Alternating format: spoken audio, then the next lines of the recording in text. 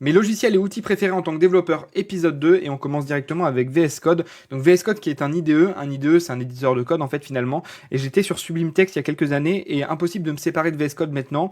Je trouve que c'est vraiment le plus intuitif vis-à-vis du développement web et du JavaScript. Après ça c'est mon avis, pour PHP il y en a d'autres par exemple, et donc du coup on va retrouver un éditeur de code qui est complet avec des extensions et qui possède à peu près tout ce qu'on peut connaître, donc vraiment cool.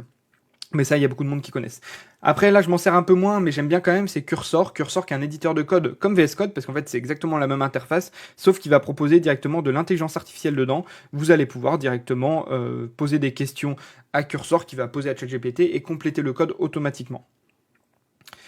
Et enfin, pour la deuxième partie de cette vidéo, on va passer à Insomnia. Insomnia qui est mon client d'API REST préféré pour tester mes API. Donc en fait, quand vous devez tester une API, vous allez faire des requêtes en post, en get, en put, etc. Et moi, ce que j'adore avec Insomnia, c'est qu'on va avoir directement une interface qui est simple comparée à Postman.